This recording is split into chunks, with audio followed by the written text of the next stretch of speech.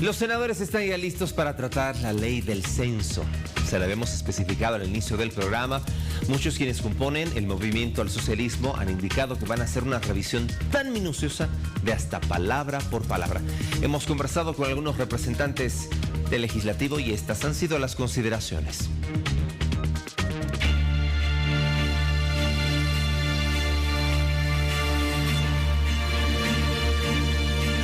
Aquí primero es la patria, primero es el país.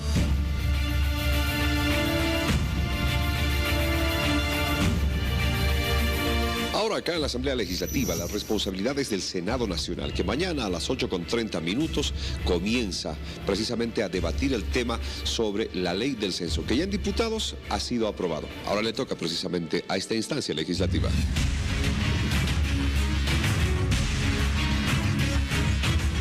Hay personas, hay grupos que están diciendo que en el Senado hay vistas que no van a aprobar. Eso es totalmente falso. Pero nosotros tenemos esa altura revolucionaria para solucionar el problema de nuestro país. Entonces estamos totalmente convencidos de que vamos a apostar para pacificar. Pero al mismo tiempo nosotros decimos a Camacho, el Camacho ha sido el perdedor, ¿no? Si a nosotros nos preguntan quién ha sido perdedor, ha sido el Camacho.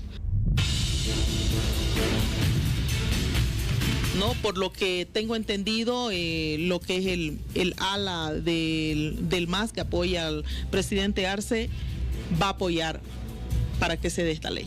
¿Y ustedes apoyarían esa línea para que se apruebe inmediatamente? Nosotros tenemos que apoyar lo que sea mejor para Bolivia. Y para ahora, lo mejor para Bolivia es que se apruebe esa ley y pacificar este país. Yo pienso que primero es pacificar el país. No queremos que nuestras hermanas, nuestros hermanos estén sufriendo. Ya los diputados han aprobado y esperemos que también en senadores veamos, analicemos la ley, el contenido de la ley, ¿no? Nosotros no traicionamos, más al contrario, nosotros hemos venido democráticamente electo por el pueblo boliviano a cabeza de nuestro presidente Luis Arce Catacora con 55.10% y nosotros debemos pensar en Bolivia, en esas mujeres, niños, jóvenes, absolutamente de todos. Pero yo no sé de qué traición hablan, pero yo creo que he venido electo por el pueblo y debo cumplir. Y yo sí tengo miedo a Dios y al pueblo. Tanto creo que no hay mayor discusión, mayores observaciones. Lo que corresponde es que se sumen y se trabaje en el tema del censo. Queremos creer que el Senado se va a comportar a la altura del momento, que el presidente del Senado, Andrónico Rodríguez, va a responderle a los bolivianos y no a su jefazo, Evo Morales, y que por supuesto queda desnudo Evo Morales ante su intento de boicot y de confrontación. Han sido 35 días de un paro indefinido en Santa Cruz. Esta medida que se ha levantado como un cuarto intermedio es lo que han señalado los líderes cruceños. Pero ¿qué viene de aquí en adelante? Incluso algunos diputados que están pidiendo procesos en contra de los líderes cruceños que organizaron esta medida de presión. Por otro lado, el gobernador de Santa Cruz, Luis Fernando Camacho, ha hablado de una asamblea de notables para analizar la relación que existe entre esta región y el gobierno central. Todos esos temas los vamos a abordar con el vocero presidencial, don Jorge Richter, a quien ya tenemos en contacto vía Zoom. Vocero, ¿cómo está? Buenos días. ¿Cómo le va, Vania? Buenos días, siempre un gusto poder compartir en la mañana temprano con usted, con todo el país. Un cordial saludo también para las bolivianas, los bolivianos. Bien, vocero, gracias a usted por acceder a este contacto.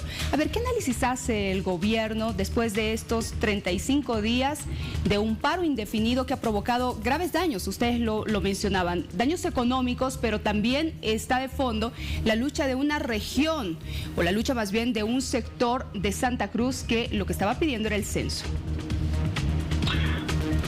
La lucha de un sector de Santa Cruz con una dirigencia muy radical tiene que siempre enmarcarse, Vania, dentro de los cánones de la democracia, de lo que señala la Constitución Política del Estado y de la no violentación de los derechos del resto de la ciudadanía, que puede de pronto no compartir aquellos criterios.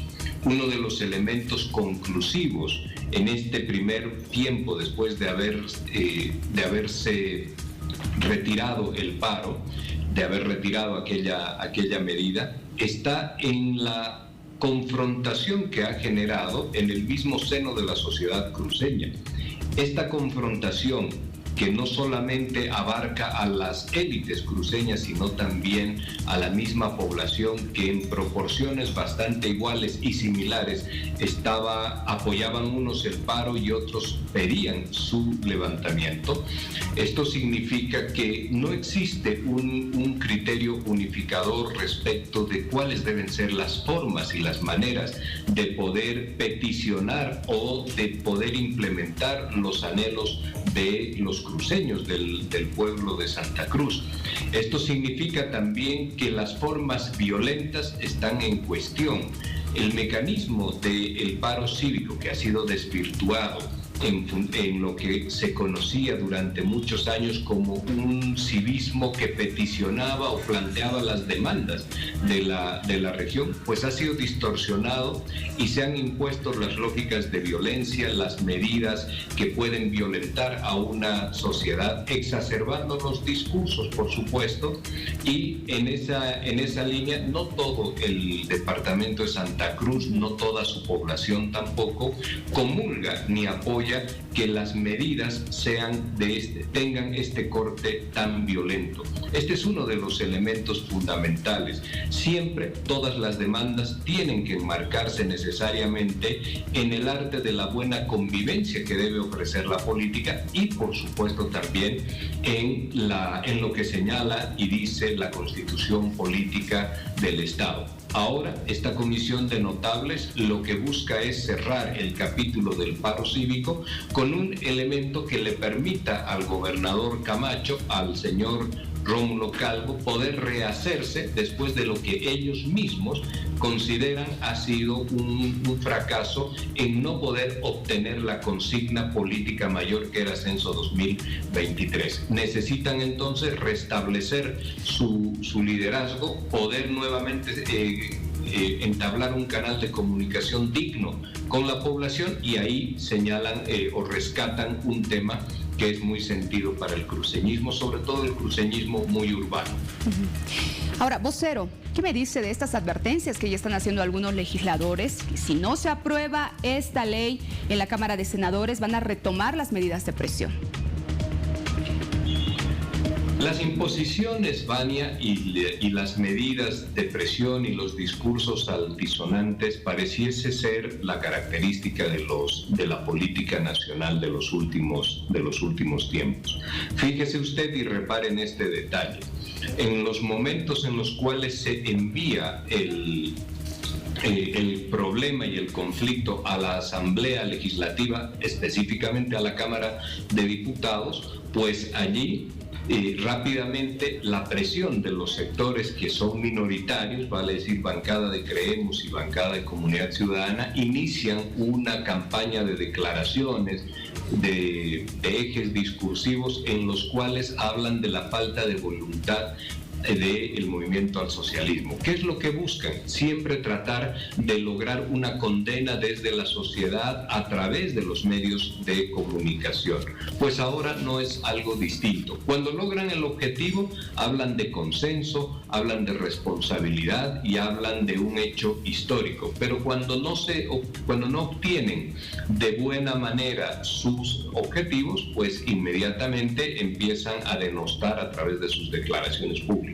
Y esto es lo que estamos viviendo ahora y seguramente lo que va a ocurrir en los siguientes días, en las siguientes horas, hasta que ellos puedan lograr lo que están buscando, como ocurrió en la Cámara también de Diputados.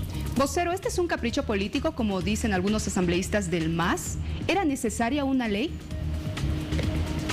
Si nosotros miramos en sentido estricto, la fecha de la realización del censo es una potestad privativa y exclusiva del presidente del Estado, como titular del órgano ejecutivo. Eso, por lo tanto, siempre en la historia de nuestro país, siempre que se han normado los censos, se ha realizado a través de un decreto supremo, como también ha sido el caso en esta ocasión. El segundo elemento tiene que ver ya con la reasignación de escaños para la Asamblea Legislativa.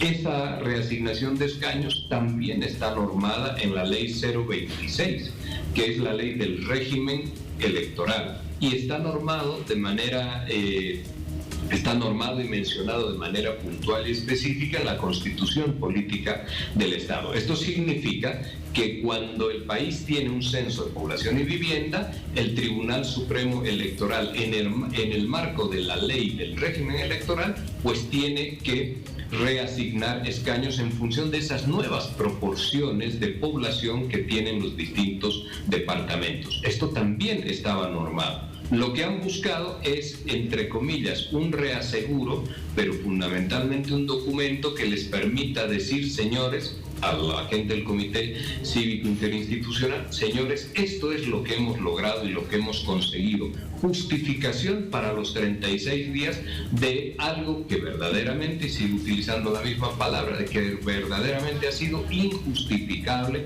e inexplicable. Un paro cívico de 36 días, cuando la solución estuvo, la misma que ahora han aceptado, estuvo sobre la mesa de los señores del Comité Interinstitucional el día 22 de octubre. ¿Por qué no analizaron, consideraron, estudiaron y dieron una respuesta a aquel documento, aquella propuesta que en mano propia la ministra Marianela Prada le entregó al rector Cuellar ese 22 de octubre? ¿Por qué no lo hicieron y caminaron hacia un paro que ha costado vidas humanas y más de 1.200 millones de dólares de pérdidas?